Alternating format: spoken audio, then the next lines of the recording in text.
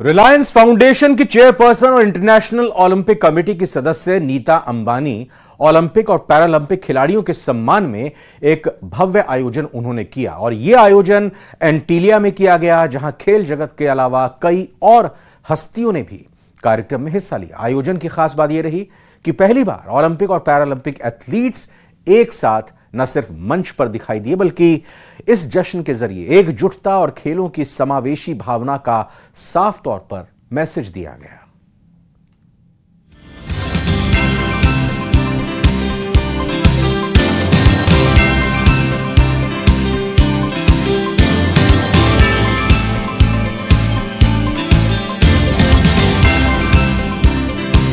भारत के सभी Olympians, para Olympians एक ही साथ एक ही प्लेटफॉर्म पर आ रहे हैं। देश के एथलीट का भव्य स्वागत।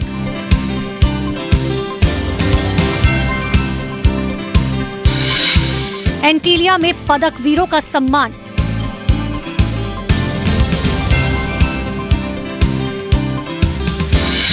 एक मंच पर 140 से ज्यादा हस्तियां।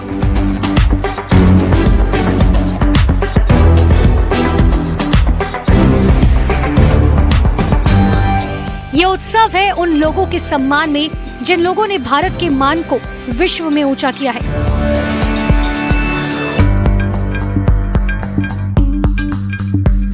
ये उत्सव है उन लोगों के सम्मान में जिन लोगों ने खेल की परंपराओं और संस्कृति को आगे बढ़ाया है।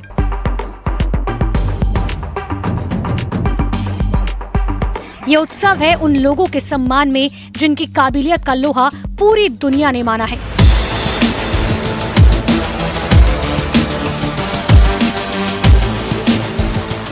और इन सबको एक मंच पर लाने का काम किया है रिलायंस फाउंडेशन की चेयरपर्सन और इंटरनेशनल ओलंपिक कमेटी के सदस्य नीता अंबानी ने। So happy to have all of them here with us tonight. ये पहली बार है जब इतने विशाल और भव्य सम्मान समारोह में ओलंपिक और पैरा ओलंपिक खिलाड़ियों ने एक साथ शिरकत की, जिनमें से हर एक का स्वागत किया खुद रिलायंस फाउंडेशन की चेयरपर्सन नीता अंबानी ने। For the first time, we have over 140 Olympic and Paralympic athletes. A very warm welcome to our home. At the tender age of 11, Aman lost both his parents. In sport, he found a way to overcome his grief. He is the youngest Indian to win an individual Olympic medal. Born with dwarfism, but also born with determination as tough as steel. Navdeep grew up in a childhood laced with social rejection. As India's Paralympic gold medalist now, you have made your father proud and the entire country so proud. Mona contracted polio in both her limbs. She faced severe social stigma. At the age of 36, she debuted at the Paris Paralympics and won a bronze medal for India. We celebrate not just your victories, but also your incredible journey. Each one of you is a winner.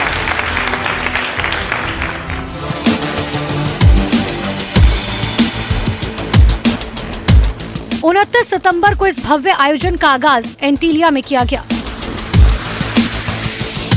Reliance foundation की संस्थापक और chairperson Nita Ambani के निमंत्रण पर यह खास आयोजन किया गया।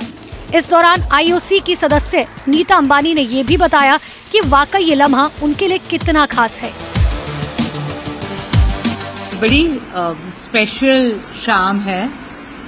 पहली बार भारत के सभी ओलंपियंस और पैरा ओलंपियंस एक ही साथ एक ही प्लेटफॉर्म पर आ रहे हैं।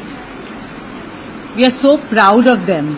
All Indians, we are proud of each and every one of them. रविवार शाम को आयोजित हुए इस कार्यक्रम को यूनाइटेड इन ट्रायम्फ नाम दिया गया था। इस दौरान जब ओलंपिक पदक विजेता निशानेबाज Manu Bhaker, javelin thrower Navdeep Singh, Neeraj Chopra, parashooter Mona आयोजन में हिस्सा लेने पहुंचे, तो खुद नीता अंबानी ने उनकी न सिर्फ आवभगत की, बल्कि सभी के इस आयोजन में शामिल होने पर अपनी खुशी जाहिर की। ये सब तो हमारे भारत की शान है। Manu needs no introduction. Please give her a big round of applause. Navdeep, Mona, and of course, Neeraj. I'm so happy to have all of them here with us tonight. Antilia में आयोजित इस सम्मान समारोह में खेल जगत के अलावा बॉलीवुड से जुड़ी तमाम हस्तियों ने भी हिस्सा लिया। रणबीर, कार्तिक आर्यन जैसे अभिनेताओं ने पहुंचकर माहौल को और जोशीला बना दिया। एंटीलिया के रेड कारपेट की ये शाम हर किसी के लिए बेहद खास थी। इस दौरान रिलायंस फाउंडेशन की चेयरपर्सन ने पूरे आयोजन की अगुवाई की। उन्होंने इस आयोजन के दौरान खिलाड़ियों को एक दूसरे से रूबरू होने का न सिर्फ शानदार मौका दिया, बल्कि इस आयोजन के जरिए खेल जगत की एकजुटता का भी संदेश दिया।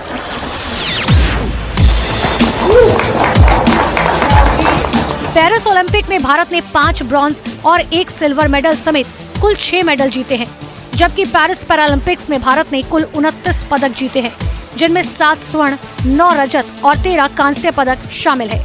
इस बार पेरिस गए दल ने 2020 के पैरालंपिक के कुल 19 मेडल के रिकॉर्ड को तोड़ दिया था। यही वजह रही एंटीलिया की ये शाम इन खिलाड़ियों के लिए और खास बन गई।